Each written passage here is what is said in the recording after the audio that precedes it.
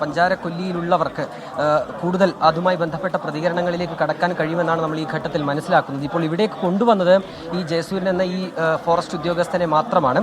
കൂടുതൽ പ്രതികരണങ്ങൾ ഒരുപക്ഷെ അദ്ദേഹവും സംസാരിക്കാൻ കഴിയുന്ന ഒരു സാഹചര്യത്തിൽ തന്നെയാണ് എന്ന് നമ്മൾ മനസ്സിലാക്കുന്നത്. ഒരുപക്ഷെ കൂടുതൽ എന്താണ് അവിടെ സംഭവിച്ചതെന്ന് അടക്കമുള്ള കാര്യങ്ങളിൽ ഒരു വിശദീകരണം ഈ സംഘത്തിൽ ഉൾപ്പെട്ട മറ്റുള്ളവരിൽ നിന്ന് താമസിയാതെ തന്നെ നമുക്ക് ശേഖരിക്കാൻ കഴിയുമെന്നാണ് നമ്മൾ ഈ ഘട്ടത്തിൽ മനസ്സിലാക്കുന്നത്. പക്ഷേ ഒപ്പം ആ കൂട്ടത്തിൽ ഉണ്ടായിരുന്നവർ, അതായത് അദ്ദേഹത്തിൻ്റെ ഒപ്പം ഈ ഉൾക്കാട്ടിലേക്ക് പോയവരാരും തന്നെ നിലവിൽ ഈ കൂട്ടത്തിൽ ഇവിടേക്ക് എത്തിയിട്ടില്ല. അതിനാൽ തന്നെ ആ കാര്യങ്ങളിൽ നമുക്കിപ്പോൾ ഒരു പ്രതികരണം തേടുക സാധ്യമല്ല എന്നാണ് നമ്മൾ മനസ്സിലാക്കുന്നത്. അനുജ, ഏതായാലും ഞാൻ ഈ പറഞ്ഞതുപോലെ തന്നെയാണ്, നേരത്തെ പറഞ്ഞതുപോലെ തന്നെയുള്ള ഒരു സാഹചര്യമാണ് അവിടെ ഉണ്ടായത് എന്നാണ് പ്രാഥമികമായി ലഭിക്കുന്ന വിവരം. കടുവയെ മുന്നിൽ കാണുന്നു, അദ്ദേഹം തൻ്റെ കയ്യിലുള്ള ഷീൽഡ് ഉപയോഗിച്ച് അതിനെ പ്രതിരോധിക്കാൻ ശ്രമിക്കുന്നു. അതിനിടയിൽ കടുവയുടെ അടി ഏൽക്കുന്നു, അദ്ദേഹത്തിൻ്റെ വലതു കൈക്ക് പരിക്ക് പറ്റുന്നു. ഇതാണ് അവിടെ ഉണ്ടായതെന്നാണ് നമ്മളിപ്പോൾ നേരത്തെ അവിടെ ഉണ്ടായിരുന്നവരിൽ നമ്മൾ സംസാരിക്കുമ്പോൾ നമുക്ക് വ്യക്തമാകുന്ന പ്രധാനപ്പെട്ട കാര്യം.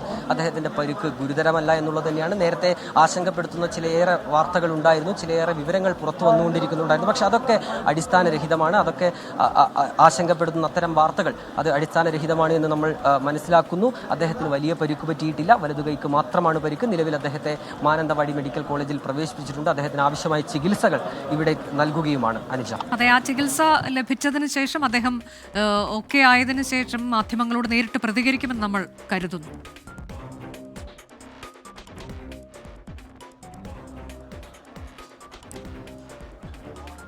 അഭിജിത്ത്, അങ്ങനെ തന്നെ ആയിരിക്കില്ലേ? അദ്ദേഹം ഒരുപക്ഷെ ഈ കാര്യങ്ങളൊക്കെ വിശദീകരിക്കുമെന്ന് നമുക്ക് കരുതാമല്ലേ? തീർച്ചയായും ഒരുപക്ഷെ അതിനുള്ള സാധ്യതയുമുണ്ട്. അല്ലെങ്കിൽ അദ്ദേഹത്തിൻ്റെ ഒപ്പം ഉണ്ടായിരുന്ന ഉദ്യോഗസ്ഥർ ഒരുപക്ഷെ ഇത് എന്താണ് അവിടെ സംഭവിച്ചതെന്നതിനെക്കുറിച്ചുള്ള വിശദീകരണം, അല്ലെങ്കിൽ എന്താണ് അവിടെ ഉണ്ടായ സാഹചര്യം എന്നതിനെക്കുറിച്ച് പറയാനുള്ള സാധ്യതയുണ്ട്. അത് നമ്മൾ പ്രതീക്ഷിക്കുകയാണ്. വരും മണിക്കൂറുകളിൽ അത്തരത്തിലുള്ള അപ്ഡേഷനുകൾ, അവിടുത്തെ സാഹചര്യം എന്താണെന്നതിനെക്കുറിച്ച് പറയുമെന്ന് നമ്മൾ കരുതുകയാണ്. ഏതായാലും അനുജ, ഇതിൽ എടുത്തു പറയേണ്ട ഒന്ന് രണ്ട് കാര്യങ്ങൾ ഈ കടുവയെ സ്പോട്ട് ചെയ്തു എന്നുള്ളത് തന്നെയാണ്. കടുവയെ കണ്ടെത്താനായി കഴിഞ്ഞിട്ടുണ്ട്. എവിടെയാണ് ഈ വനമേഖലയിൽ എവിടെയാണ് ഈ കടുവയുള്ളത് എന്നതിനെക്കുറിച്ച് ഇപ്പോൾ വനം വകുപ്പിന്, ഈ ഉദ്യോഗസ്ഥർക്ക്, ഈ ദൗത്യ സംഘത്തിന് കൃത്യമായൊരു ധാരണ ലഭിച്ചിട്ടുണ്ട്.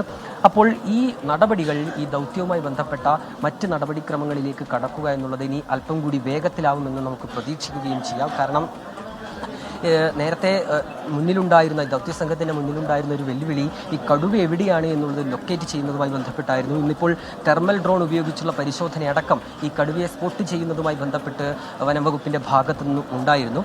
നിലവിലിപ്പോൾ കടുവ എവിടെയാണ് എന്ന് ഏറെക്കുറെ വനം വകുപ്പിന് കണ്ടെത്താനായി കഴിഞ്ഞിട്ടുണ്ട്. ഇനിയിപ്പോൾ അതിൻ്റെ നീക്കങ്ങൾ ശ്രദ്ധിക്കുക, അതിൻ്റെ നീക്കങ്ങൾ എങ്ങനെയായിരിക്കും എന്നുള്ള കാര്യത്തിൽ ഒരു പരിശോധന നടത്തുകയൊക്കെ ആയിരിക്കും വനം വകുപ്പിന് ചെയ്യുക. മറ്റ് RRT സംഘങ്ങളൊക്കെ തന്നെ ഈ വനത്തിനുള്ളിൽ, ഉൾക്കാട്ടിനുള്ളിൽ ഇപ്പോഴും തുടരുന്നുണ്ട്. അതുമായി ബന്ധപ്പെട്ട പരിശോധനകൾ അവരുടെ ഭാഗത്ത് നിന്ന് പുരോഗമിക്കുകയും ചെയ്യുന്നുണ്ട്. അപ്പോൾ ഇനിയുള്ള മണിക്കൂറുകൾ ഈ ദൗത്യവുമായി ബന്ധപ്പെട്ട് നിർണായകമാണ്.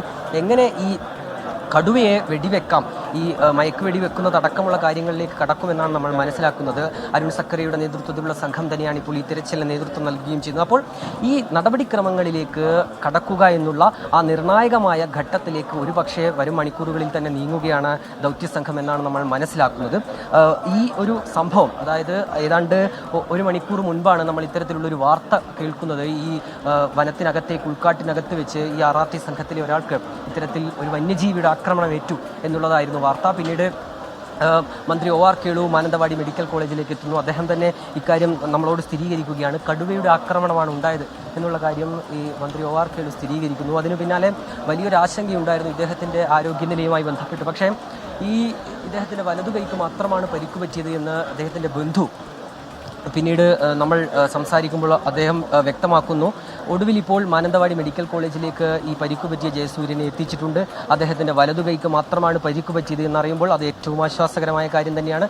നാട്ടുകാരെ സംബന്ധിച്ചും അവർക്ക് വേണ്ടി ഈ കടുവയെ പിടികൂടുന്നതിനായി തൻ്റെ ജോലിയുടെ ഭാഗമായി തന്നെ ഈ വനത്തിനകത്തേക്ക് പോയ RRT സംഘമാണ്, സംഘത്തിൽ ഒരാളാണ്. അതിനാൽ തന്നെ അദ്ദേഹത്തിന് ഗുരുതരമായ പരിക്കില്ല. അദ്ദേഹത്തിൻ്റെ പരിക്ക് അത് അത്ര ഗുരുതരമല്ല എന്നറിയുമ്പോൾ അത് ഈ നാട്ടുകാരെ സംബന്ധിച്ചും വലിയ ആശ്വാസമാണ്. അവർ നേരത്തെ മാധ്യമങ്ങളുമായി സംസാരിക്കുമ്പോൾ അത് പങ്കുവയ്ക്കുകയും ചെയ്തതാണ്. ഏതായാലും അനുജ, നിലവിൽ ഇപ്പോൾ ഈ ദൗത്യവുമായി ബന്ധപ്പെട്ട കാര്യങ്ങൾ ഒരു ഭാഗത്ത് ഇപ്പോഴും പുരോഗമിക്കുന്നുണ്ട്.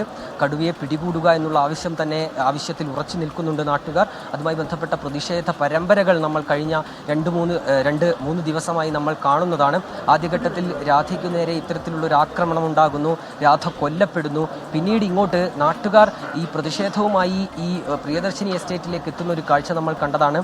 അപ്പോഴും ചില ഉറപ്പുകൾ അന്ന് അവിടെ ഉണ്ടായിരുന്ന മന്ത്രി OR കേളു നൽകിയിരുന്നു. അതിലേറ്റവും പ്രധാനപ്പെട്ടത് ഈ കടുവയെ വെടിവെച്ച് കൊല്ലും എന്നുള്ളത് തന്നെയായിരുന്നു. പിന്നീട് അതുമായി ബന്ധപ്പെട്ട് വലിയ പ്രതിഷേധ പരമ്പരകൾ അരങ്ങേറി. അതിനുള്ള ഏറ്റവും പ്രധാനപ്പെട്ട കാര്യം, എന്തുകൊണ്ടാണ് ഇത്തരത്തിലുള്ളൊരു നീക്കമുണ്ടെങ്കിൽ അതിനൊരു കാലതാമസം ഉണ്ടാകുന്നത് എന്നുള്ള ചോദ്യമാണ് നാട്ടുകാരുടെ ഭാഗത്തു നിന്ന് ഉയർന്നത്. പക്ഷേ അപ്പോഴും ചില മാനദണ്ഡങ്ങൾ, ചില നടപടിക്രമങ്ങൾ, ചില നിയമത്തിൻ്റെ നൂലാമാലകളൊക്കെ ഇതുമായി ബന്ധപ്പെട്ട്, ഈ കടുവയെ വെടിവെക്കുന്നതുമായി ബന്ധപ്പെട്ട് ഉണ്ട് എന്നുള്ളൊരു കാര്യമായിരുന്നു. ഈ കേന്ദ്രത്തിൻ്റെ അതെ, ഇന്ന് രാവിലെ ദൗത്യത്തിനിടെയാണ് RRT സംഘാംഗത്തിന് നേരെ കടുവയുടെ ആക്രമണം ഉണ്ടായത്. ജയസൂര്യയ്ക്ക് പരുക്കേറ്റു. പരുക്ക് ഒട്ടും ഗുരുതരമല്ല. അദ്ദേഹത്തെ മാനന്തവാടി മെഡിക്കൽ കോളേജിലേക്ക് അല്പസമയം മുൻപ് എത്തിച്ചു. അദ്ദേഹത്തിന് ചികിത്സ നൽകുന്ന പ്രക്രിയയാണ് അവിടെ നടന്നുകൊണ്ടിരിക്കുന്നത്. എന്താണ് സംഭവിച്ചത് എന്നൊക്കെ ഒരുപക്ഷെ അദ്ദേഹം അല്പസമയത്തിനകം നേരിട്ട് വിശദീകരിക്കാൻ സാധ്യതയുണ്ട്. അദ്ദേഹത്തിൻ്റെ കൂടെ ഉണ്ടായിരുന്നവർ, അതായത് മറ്റ് സംഘാംഗങ്ങൾ, അവർ ഉൾക്കാട്ടിൽ തന്നെ തുടരുകയാണ്. കടുവയെ പിടികൂടുക എന്ന ദൗത്യം പൂർത്തീകരിക്കേണ്ടതുണ്ട്. അതിലേക്ക് കടന്നിരിക്കുന്നു. ഇപ്പോൾ എവിടെയാണ് കടുവയുള്ളത് എന്നൊക്കെ കുറച്ചുകൂടി കൃത്യമായി അവർക്ക് മനസ്സിലായിട്ടുണ്ട്. ആക്രമണം കൂടി ഉണ്ടായ പശ്ചാത്തലത്തിൽ അദ്ദേഹത്തിന് പരുക്ക് ഗുരുതരമല്ല എന്നുള്ളതും ആശ്വാസം നൽകുന്ന വിവരം തന്നെയാണ്. ദൗത്യം പുരോഗമിക്കുകയാണ്. നമ്മൾ വിശദാംശത്തിലേക്ക് തന്നെയാകും എത്തുക.